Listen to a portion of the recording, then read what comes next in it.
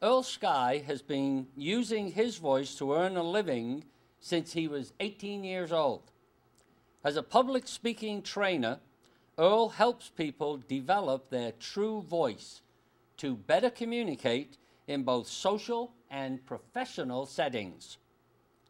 As president of Vocal Power, he has coached CEOs, sales professionals, professors, speakers, and broadcasters to use their voices more effectively.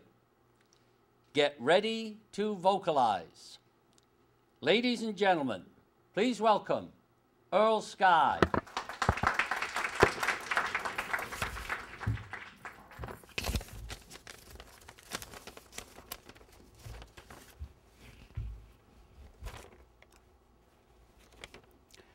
Hi. Today I'm going to, what did I write here? If you gave a speech like that, you might as well just stay home, folks. Public speaking is about leaving an impression. It's about connecting. It's about leaving something with the audience they can take away and use in their daily life. Welcome. Public speaking will improve your life and your pocketbook. You're all junior executives starting out in the corporate world, and if you can't public speak, it's going to be a difficult uphill battle. This is an introduction to public speaking. Public speaking is made up of so many factors: pace, projection, passion, emotion, your thoughts, visualization. But again, you have to be able to get up and do that. A lot of you may have the fear of public speaking, but that's okay. We'll help you work through that today and take you to the next step. You know, when I was a small boy, yes, you can visualize that actually I was a small boy at one point, about 7 or 8 years old. When people came to the house, I was afraid of people. When they came in or the doorbell rang, little Earl would run and hide behind the fridge. If we were in the room, I would hide behind the fridge, my mother's skirt, my father's pant, because I was very shy. Now you're probably saying to yourself, well, what happened to this guy? He can speak to hundreds of people today. Well, you know what? My mother pushed me. She pushed me into dramatic arts. And that's where it all began. So today, if I can have your permission, I'd like to push you a little bit. Can I push you a little bit? All right. When I say pushing, I'm going to make you do things you don't like to do, like stand up and public speak in front of a bunch of strangers. But before you can public speak, as I indicated, we have to learn the different parts of public speaking, because the words don't mean anything as far as I'm concerned. It's how you say the words. It's how your brain interprets the words, which sends it to your other parts of your body, and they come out with emotion and passion and enthusiasm. This is what public speaking is about. It's about bridging the audience and yourself, leaving that correct impression, which I mentioned. But before we can do that and leave the right impression, we have to learn how to leave the right impression. So, what I want you to do is stand up for a moment. If you want to play along, that's great. If not, that's great too. I want you to learn how to relax. Any great athlete has to relax before they get involved in a sport. Any great singer has to warm up. Same with speakers. You must warm up before you perform. Public speaking is performing. So let's warm up a little bit. Let's relax.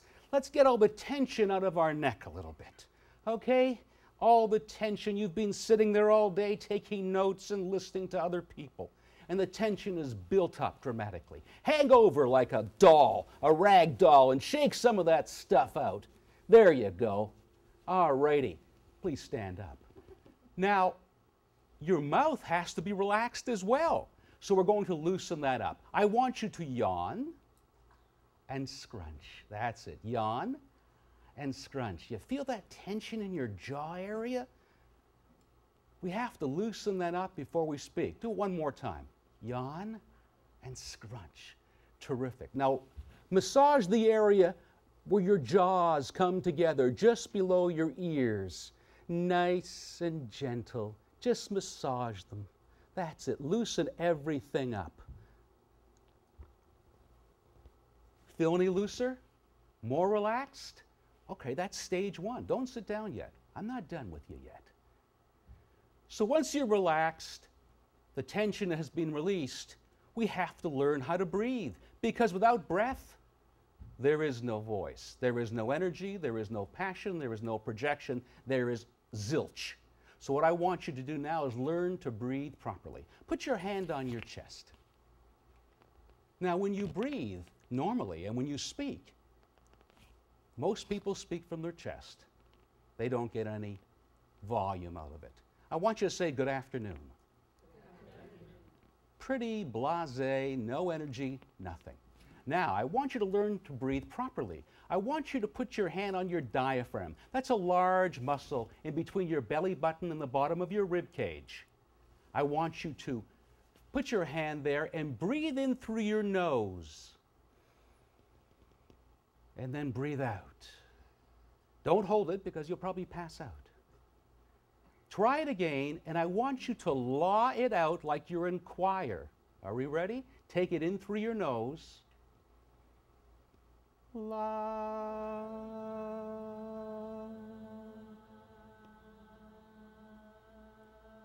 Okay. Now I want you to say good afternoon from the diaphragm. Good afternoon. Did you feel the difference? Breathing from the diaphragm is key. Why do you think, you can have a seat, folks, why do you think opera singers have a tendency to put their hand here when they sing?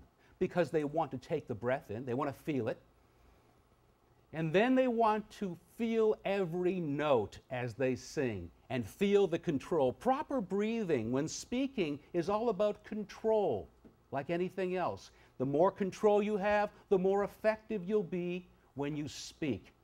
The best exercise to build this wonderful muscle is to lay down on a clean floor, not here today, all right? Put some books there and breathe the exercise in and out. Watch those books rise and fall, and build those muscles up. Why? Because when you need the air when you're speaking, you can call on it. And you're not going to speak here. You have to be able to call on that breath when you need it, whether you're speaking on the phone, making cold calls, or in person, or if you're doing a television interview, because you don't want your voice to crack. It's not cracking. There's no air to feed that wonderful violin of vocal cords you have down here. So you have to be able to call on it, and that's why the breath and the exercise is so important. Once you get the breath together, of course you have your phrasing and everything else, but first I want to work on diction, okay? Just stand up one more time, folks. One more time. Diction is key, because if you don't open your mouth properly, enunciate, and pronounce every word, every syllable, every consonant clearly, you will lose people. You will lose the words, which means you will definitely lose the people, because you'll drop things like INGs, ofs, prepositions, and all that good stuff that makes speech what it is today. So let's try a simple exercise. It's called a tongue twister. Sally sells seashells by the seashore. Let's try it. Sally sells seashells by the seashore. Sally sells seashells by the seashore. One more. Unique New York. Unique New York. Unique New York. All right, thank you. Have a seat. So once you get the breath going and you get the diction going, you want to get the passion going. And the easiest exercise for passion and emotion is go home tonight and read a book to your spouse. Better yet, if you have children, pull out a child's book, Winnie the Pooh, and have fun with it. Tigger and Roo and Mr. Rabbit and just have fun with that book. And hopefully when you public speak or have to give a speech to hundreds of people or 10 people, you can transfer that emotion. You see, public speaking is about visualization. If you can visualize the phrase that you've written, it will come out properly with emotion and passion and clarity and authority. So in closing, I'd like to say, practice, practice, practice. Thank you.